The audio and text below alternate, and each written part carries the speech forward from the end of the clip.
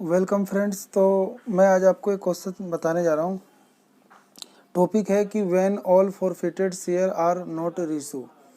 इसमें हम ये पढ़ेंगे कि कुछ जो शेयर होते हैं वो हम फॉरफिटेड कर लेते हैं, और जब हम रीइशू करते हैं तो हम सारा रीइशू नहीं करते हैं, हम उसमें से कुछ हिस्सा ही रीइशू करते हैं और कुछ हिस्सा ही रीइशू नहीं करते। जो हिस्सा रीइशू नहीं करते हैं तो उसके जो फॉरफिटेड शेयर का जो अमाउंट होता है उसको हम कैपिटल रिजर्व में ट्रांसफ़र करते हैं। तो वो कितना करना चाहिए, तो वो सीखने के लिए ये क्वेश्चन है। तो पहले आप ना वीडियो पॉज करके इसको पढ़ना चाहे तो पढ़ सकते हैं, नहीं तो मैं पढ़ने जा रहा हूँ, ठीक है। तो लिखा है ए लिमिटेड कंपनी इनवाइट करती है applications for 50,000 equity share of ₹10 each, payable as follow.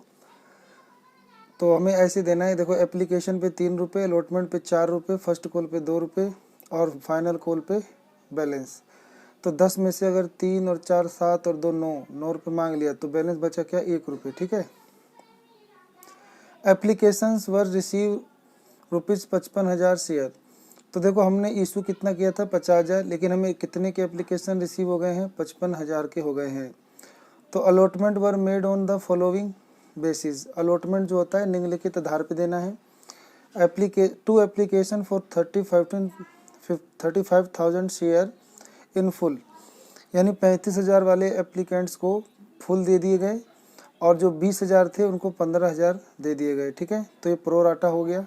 तो अगर हम इसे काटेंगे तो आएगा 4:3, यानी हम अप्लाई करने वाले 4 थे तो उनको दिए गए 3, ठीक है।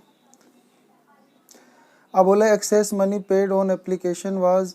जो एक्सेस मनी है यानी जो अतिरिक्त या थोड़ा फालतू पैसा जो पे किया गया था एप्लीकेशन पे, वह यूटिलाइज टूवर्ड्स अलॉटमेंट मनी, उसका यूटिलाइज मैंने उपयोग किया जाएगा अलॉटमेंट मनी के लिए। आगे टूवर्ड्स मैंने आगे आगे जो अलॉटमेंट मनी है उसके अंदर यूटिलाइज कर लिया जाएगा या कर लिया गया था। A share holder who was allotted, एक शेयर होल्डर जिसको अलॉट किया गया था 1500 share out of the group of applying 20,000 share, जो कि किस ग्रुप का था, जिसने 20,000 अप्लाई किए थे। Fail to pay the allotment money, fail to pay allotment money and money due on call. तो यानी वो जो था वो अलॉटमेंट मनी देने से फेल हो गया और जो अमाउंट ड्यू ऑन कॉल यानी कॉल के थे वो भी देने से वो फेल हो गया, ठीक है। तो यानी हमने उससे अलॉटमेंट के भी मांगे थे, कॉल के भी माने थे, वो दोनों में फेल हो गया। And this share were forfeited, और उसके जो शेयर थे वो हमने फॉरफिटेड कर लिए, ठीक है। तो आपको ध्यान देना होगा कि जो एक शेयर होल्डर है जिसको अलॉट किया गया था 1500 शेयर, तो जो कि 20,000 कैटेगरी का था, तो उसने कितने अप्लाई किए होंगे, ठीक है। तो इस प्रो राटा से आप पता करोगे कि 1500 को अगर 1500 शेयर हमने अलॉट किए थे तो उसने अप्लाई कितने किए होंगे, ठीक है। तो अभी हम इसको बताएंगे। तो अगर आपको आता हो तो 2,000 अप्लाई आ जाएगा, ठीक है। फिर बोल रखा है आगे कि उसके शेयर हमने ना वो कॉल मांगने के बाद, ठीक है, कॉल मांगने के बाद हमने उसके शेयर जब्त कर लिए, ठीक है। आगे लिखा हुआ है कि 1,000 फॉरफिटेड शेयर व इशू। तो उसमें से 1,000 1500 उसने हमने लोड किए थे तो उसको हमने फॉरफिटेड यानी जब्त कर लिए, और जो 1,000 फॉरफिटेड शेयर है उससे हमने री इशू कर दिए fully paid up. Fully paid up का मतलब होता है 10 रुपये में हमने री इशू कर दिए। ऑन रिसिप्ट ऑफ ₹8 पर शेयर, हमने एक शेयर का 8 रुपये रिसिप्ट करके 10 रुपये वाले शेयर 8 रुपये में हमने री इशू कर दिए, यानी हमने यहाँ पे 2 रुपये का नुकसान सहा है। तो इस नुकसान की भरपाई जो होता है फॉरफिटेड अमाउंट से की जाती है, ठीक है। तो show the journal entry in the book of company. तो कंपनी की बुक में आपको बस जर्नल एंट्री शो करना है, ठीक है। तो देखो मैं इसको समझाने जा रहा हूँ इसका उत्तर, ठीक है। तो सबसे पहले हमें एग्ज़ाम में क्या करना चाहिए कि थोड़ी सी वर्किंग नोट की तैयारी करनी चाहिए। तो पहले आप ना वर्किंग नोट थोड़ा सा तैयारी करें, ठीक है। तो वर्किंग नोट पे बात करते हैं। तो वर्किंग नोट देखेंगे आप, लिखा है कि calculation of the amount due but not paid by A. तो पहले हम कैलकुलेशन करेंगे कि amount due but not paid by A, यानी ए से कितने रुपए मांगे गए थे और कितने रुपए उसने पे किए और कितने पे नहीं किए। तो 15,000 share have been allotted to applicants for 20,000 share. तो हमने 15,000 शेयर अलॉट किए थे 20,000 शेयर वाले एप्लीकेंट्स को तो रेशियो ऑफ अलॉटमेंट या प्रो राटा का रेशियो क्या बनेगा, तो इसे काटोगे आप 15,000 को 20,000 से, तो 3:4 बन गया। तो one who was allotted 3 share, यानी जिस व्यक्ति ने 3 शेयर जिस व्यक्ति को 3 शेयर अलॉट किए थे तो उसने अप्लाई किए थे 4। तो अब पता करना है कि ए हु वाज अलॉटेड, जिसको अलॉट किए गए थे 15,000 शेयर, अप्लाइड फॉर, तो उसने कितने अप्लाई किया था। तो देखो 3 वाले को 1 दिया है, तो अगर हम पता करना चाहें कि 1 शेयर वाले ने कितने अप्लाई किए थे, तो ये 3 बटे में आ जाएगा, तो यानी 4/3। अब हम पता करना चाहते हैं कि जिसको 2 अलॉट किया गया तो उसे कितने अप्लाई किया था। देखो 3 वाले को 4 दिया गया, 1 पता करना है तो ये 3 डिवाइड में आ जाएगा, तो 4/3। अब पता करना है 2 वाले, तो इसमें 2 मल्टीप्लाई कर लो, 3 वाले तो 3 मल्टीप्लाई कर लो। तो हमें 1500 पता करना है, तो इसीलिए हमने 4/3 में 1500 मल्टीप्लाई कर देंगे। 3 से कट जाएगा, 3 पचे 15, तो 500, 500 को 4 से गुना करोगे 2000 शेयर। तो हमने 2000 शेयर यानी उसने अप्लाई किए थे। तो application money paid by A, तो ए ने कितने पे किए थे एप्लीकेशन मनी 2000 शेयर अप्लाई करने पे, तो गुना करेंगे 3 रुपये पर शेयर से, तो वो आ गया 6000। और लेस कर देंगे ट्रांसफ़र टू शेयर कैपिटल। अब शेयर कैपिटल में कितने ट्रांसफ़र होंगे, क्योंकि उसे 1500 शेयर अप्लाई किए थे, तो 15 शेयर अलॉट किए थे टू ए एट द ₹3 पर शेयर। तो 3 रुपये के हिसाब से उसने कितने अप्लाई किए थे, तो 15 दिए 45 बन रहे हैं। तो हमारे पास 1500 एक्सेस मनी आया, तो लिखेंगे एक्सेस एप्लीकेशन मनी। अब इसको ट्रांसफ़र करेंगे शेयर अलॉटमेंट अकाउंट में। फिर हम अलॉटमेंट ड्यू फ्रॉम ए, अब अलॉटमेंट पे ड्यू करेंगे, तो 1500 शेयर का कितना मांगना था, 4 रुपये पर शेयर से। तो 1500 को 4 से गुना करोगे तो 6000 मांगना था, लेकिन उसमें से हमें 1500 रुपये हमें पहले से एक्सेस प्राप्त हो चुके हैं, तो हम घटा देंगे, तो लेस कर देंगे excess application money adjusted allotment in arrear. तो हमारे पास अलॉटमेंट इन एरियर नहीं, अलॉटमेंट के कितने बाकी रह गए, तो 1500 घटाने बाद 4500 बाकी रह गए, ठीक है। तो 4500 रुपये बाकी रह गए। फिर एक और कैलकुलेशन करेंगे, calculation of allotment money receive later on. तो हमें बाद में एप्लीकेशन अलॉटमेंट मनी कितना रिसीव होगा, तो टोटल अलॉटमेंट मनी ड्यू, तो टोटल अलॉटमेंट मनी कितनी है, तो वो है आपकी 2 लाख, ठीक है। क्योंकि पर्सन था कि 50,000 हमने इशू किए थे और अलॉटमेंट पे 4 रुपये मांग थी, तो यानी 2 लाख। लेस कर देंगे एडवांस एडजस्टेड, हमारे पास कितना एडवांस आया था, तो एडवांस हमारे पास कितना आया था वो एडजस्ट करेंगे, ठीक है। तो एडवांस आया था 15,000। अभी कैसे पता चलेगा, तो इसके लिए अब आपको एक जर्नल एंट्री करनी होगी शुरू वाली, ठीक है, तो वो देख लेते हैं। तो अब यहाँ पे जर्नल एंट्री बनेगी पहली वाली। तो पहला होगा bank account debit to share application. हमारे पास एप्लीकेशन के पैसे कितने आए, तो bank account debit to share application. तो बिंग एप्लीकेशन मनी रिसीव, हमें 5500 शेयर मिले थे 3 रुपये से, तो गुना करेंगे 5500 को 3 से, तो 1,65,000। फिर हम अगली एंट्री करेंगे ट्रांसफ़र करने की शेयर कैपिटल में।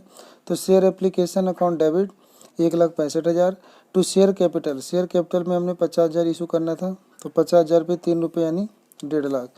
तो फालतू कितने आ गए, तो इसे आप घटाओगे 1500 फालतू आ गए, तो यानी 5,000 शेयर के 3 रुपये एक्स्ट्रा आ गए, यानी 15,000 एक्स्ट्रा आ गए। तो यही 15,000 रुपये हमने वहाँ एडजस्टमेंट में घटाने थे, ठीक है। तो देख लेते हैं वहाँ।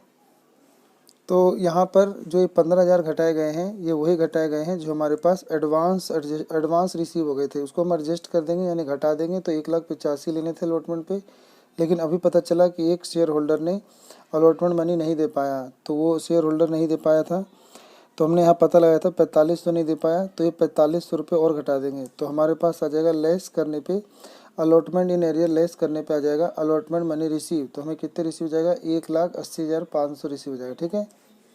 तो 1,80,500 रुपये वहाँ पे हम लिख देंगे जर्नल एंट्री में। तो जर्नल एंट्री पे देख लेते हैं। जर्नल एंट्री अब ये होगी कि bank account debit to share allotment account. तो वैसे तो share allotment account to share capital, इसमें हम 50 लाख का 4 रुपये अलॉटमेंट पे ट्रांसफ़र करेंगे तो 2 लाख हो जाएगा।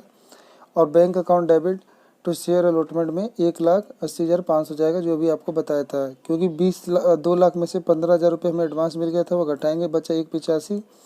और 1,85,000 में से अभी एक शेयर होल्डर था जिसने 4500 रुपये मतलब कितना नहीं दिया था, 4500 रुपये नहीं दिया था, वो आप इसमें से घटाओगे तो आ जाएगा 1,80,500 रुपये, ठीक है।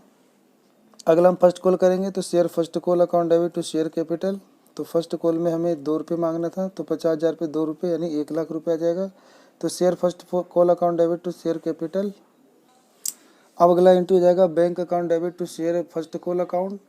तो 1500 शेयर वाले ने आपको 2 रुपये नहीं दिया होगा क्योंकि उसने एप्लीकेशन वो अलॉटमेंट पे नहीं भेजा था, तो इसमें भी नहीं भेजा होगा। तो 1500 शेयर पे 2 रुपये नहीं मिलेंगे, तो 2 गुना करो 3000 नहीं मिलेंगे। तो आपको 1 लाख मिलना था, 1 लाख में से 3000 कम कर दोगे तो 97,000 मिलेगा। ठीक है। ऐसी share final call account debit to share capital. तो फाइनल कॉल पे अब 1 रुपये मांगना था, तो 50,000 पर 1 रुपये में गुना करेंगे तो 50,000। अब bank account debit to share final call account. तो यहाँ भी 1500 शेयर वाले ने आपको 1 रुपये नहीं दिए, तो इसमें से सिर्फ 1500 रुपये कम हो जाएगा। तो 50,000 में से 1500 कम करोगे 48,500। अब हमने यहाँ पे जब्त करने की एंट्री करेंगे। ठीक है। तो हम जब्त करने जा रहे हैं फॉरफिटेड को, शेयर फॉरफिटेड करने जा रहे हैं। तो शेयर एप्लीकेशन अकाउंट डेबिट। तो हमने कितने जब्त करने हैं, 1500 शेयर करने हैं। हमने पूरे कॉल करी थी तो पूरे 10 से गुना होगा। अगर हमने सिर्फ फर्स्ट कॉल तक की होती तो यहाँ पे 9 रुपये गुना होता। ठीक है। अगर हमने अलॉटमेंट तक कॉल की होती तो एप्लीकेशन के 3 रुपये और फिर अलॉटमेंट के 4, यानी 7 रुपये गुना करते। तो यहाँ पर जो गुना करते हैं वो कॉल अप मनी गुना करते हैं। तो हमने तो यहाँ पे पूरी कॉल करी है 10 रुपये की, इसलिए 10 से गुना करेंगे। ठीक है। Share forfeited share capital share account में कौन से पैसे आते हैं, इसमें वो पैसे आते हैं जो हमें ना उसने दे दिए हैं शेयर होल्डर ने। तो आपने ध्यान से पढ़ा हो तो उसने कितने हमें दे दिए हैं वो पढ़ते हैं। तो वो हमने अभी पता लगाया था कि ये जो 1500 जिसको अलॉट किया गया था उसने अप्लाई कितना किया था, उसने अप्लाई किया था 2000 शेयर। उसने जब 2000 अप्लाई किया था तो उसने हमें कितने रुपये भेजे थे, 3 रुपये एप्लीकेशन भेजे थे। तो हम उसके 6000 रुपये जो है वो फॉरफिटेड कर लेंगे। तो शेयर अलॉटमेंट पे वो कितना फेल हो गया था, तो 1500 हमने मांगा था, तो हमने अलॉटमेंट पे 4 रुपये मांगा था, तो वो आया था 6000। लेकिन हमने देखा था कि उसको तो हमने 1500 अलॉट किए थे, तो 1500 अलॉट किए थे 3 रुपये से, तो 4500 बन रहे थे। तो उसके 6000 में से 45 हो गए, तो 1500 रुपये हमने उसके एडवांस रखे हुए थे अलॉटमेंट के लिए। तो वो अलॉटमेंट पे 6000 फेल नहीं हुआ होगा क्योंकि 1500 रुपये उसने भेज दिए थे। 1500 इसमें से घटा देंगे, 1500 इसमें से घटा देंगे तो 4500 वो देने से फेल हो गया था। शेयर फर्स्ट कॉल, वो फर्स्ट कॉल पे कितना फेल हो गया, तो 1500 पे वो 2 रुपये नहीं दे पाया था, तो 3000 नहीं दे पाया। और शेयर फाइनल कॉल में 1500 पे वो 1 रुपये नहीं दे पाया था, तो यहाँ पर 1500 रुपये वो नहीं दे पाया। ठीक है। तो अब दोनों तरफ का टोटल करेंगे तो यहाँ भी 15,000 और यहाँ भी 15,000 आ जाएगा। ठीक है। तो इतना मैं उम्मीद करता हूँ कि समझ में आ गया होगा। ठीक है। अब हम उसे रीइशू कर देंगे। तो उसने कितना, बस एक, मतलब उसने कितने इशू किया है, तो 1000 शेयर उसने इशू किया था। और उसने कितने में इशू किया था, तो उसने 8 रुपये में लिखा है यहाँ पे, बीइंग री issue of 1000 share eight fully paid. तो फुली पेड का मतलब होता है 10 से गुना करना है आपको, क्योंकि 10 की थी एक शेयर, तो गुना करने पे 10,000 रुपये आ जाएगा। लेकिन उसने 8 में बेचा है, तो इसीलिए बैंक अकाउंट में 1000 का 8 रुपये गुना होकर 8000 आ जाएगा। और यहाँ पर उसे 1000 पर 2 रुपये का लॉस हुआ है, जो कि शेयर फॉरफिटेड अकाउंट से कट जाएगा। ठीक है। तो अभी आपके शेयर फॉरफिटेड अकाउंट में कितने रुपए जमा थे, 6000। और यहाँ पर आपका कितने का लॉस हो गया, 2000। लेकिन आपने यहाँ पे 1500 शेयर जब्त किए थे और यहाँ 1000 इशू किए। तो अब आपको एक वर्किंग नोट करना होगा एग्जाम में, वो इस प्रकार होगा। तो लिखेंगे calculation of profit on reissue to be transfer to capital reserve. यानी हम कैलकुलेशन करने जा रहे हैं कि री इशू करने पे कितना प्रॉफिट हुआ और उसे ट्रांसफ़र करेंगे कैपिटल रिजर्व में। तो amount forfeited on 1500 share, 1500 share पे हमने कितने फॉरफिटेड किए थे, तो 1500 शेयर हमने फॉरफिटेड किए थे कि उसने जितने अप्लाई किए थे, उसने 2000 अप्लाई किए थे 3 रुपये से, तो 6000 रुपये हमने उसके जब्त किए थे। और अमाउंट फॉरफिटेड ऑन 1000 शेयर, और हमने अब पता करेंगे 1000 शेयर पे कितने फॉरफिटेड बनते हैं। तो अमाउंट कितना है, ये 6000। तो इसके लिए आपको एक फार्मूला बताया गया था कि जितना भी फॉरफिटेड अमाउंट है वो आप लिखो और उसे गुना करो नंबर ऑफ शेयर रीइशू। हमने कितने शेयर इशू किए हैं, 1000। और यहाँ टोटल फॉरफिटेड शेयर नीचे लिख दो 1500। ठीक है। तो रीइशू वाले शेयर ऊपर लिखते हैं और डिवाइड करते हैं टोटल जितने हमने फॉरफिटेड किए उतने शेयर और गुना में फॉरफिटेड अमाउंट। अब 2 जीरो से 2 जीरो कट गया, 15 से 15 चौक 60, 400 आ गया, 400 गुना 10 तो ये 4000 आ गया। ठीक है। तो यहाँ पे लिख देंगे amount forfeited on 1000 share. 1000 share पे कितने फॉरफिटेड हो रहे हैं, जो 4000 हो रहे हैं। तो यहाँ पे 4000 हो गए। तो यहाँ पे 6000 में से, मतलब 6000 में से 4000 के यूज हो चुके हैं, तो यानी ये 4000 आ चुका है। तो अभी जो 4000 है इतना बचा, तो 4000 रुपये में से लेस कर देंगे discount loss on 1000 share issue. अभी अभी हमने 1000 शेयर जो इशू किए थे उसमें हमें 1000 पे 2 रुपये का नुकसान हुआ था, तो इसीलिए 1000 पे 2 यानी 2000 का नुकसान हुआ, तो 2000 रुपये घटा देंगे। तो 4000 में से जो 4000 मतलब आपके बचे थे उसमें से 2000 का नुकसान हो गया, नहीं तो ये 4000 रुपये ही शेयर कैपिटल में ट्रांसफ़र हो जाता अगर आपने बिना लॉस में री इशू किया होता। लेकिन अगर आपने री इशू करने में अगर कोई नुकसान उठाया है तो ये जो आपका ये सोल्व करने के बाद ये जो पैसा आता है, वैसे तो यही पैसा कैपिटल लेजर में ट्रांसफ़र होता है, लेकिन हमने री इशू करते समय कोई लॉस उठाया होगा तो इसमें से माइनस हो जाएगा, तो हम इसमें से घटा देंगे less discount loss on 1000 share reissue, तो बचा आपका 2000। तो यही आपका लिखेंगे profit on reissue of share transfer to capital ledger. तो कैपिटल लेजर में यही प्रॉफिट मानकर इसको कैपिटल लेजर में ट्रांसफ़र करेंगे। तो उसकी जनरल एंट्री क्या होगी तो देख लेते हैं। तो उसकी जनरल एंट्री होती है share forfeited share account debit 2000 to capital ledger 2000, ठीक है। नरेशन लिखेंगे being balance in share forfeited account on 1000 share being profit on reissue of share transfer to capital reserve account, ठीक है। तो उम्मीद करता हूँ कि ये आपको थोड़ा बहुत समझ में आ गया होगा। अगर समझ में नहीं आया तो आप थोड़ा और इसमें मेहनत कीजिए और सोचिए तो हो जाएगा, और ऐसे क्वेश्चन को बार बार प्रैक्टिस करने से ही आता है। तो अभी मैं एक क्वेश्चन कराया हूँ, अगले वीडियो में आपको एक क्वेश्चन और कराएंगे जिसमें आपके थोड़े और डाउट क्लियर होंगे, ठीक है। तो इतना आप रिवाइज कीजिए।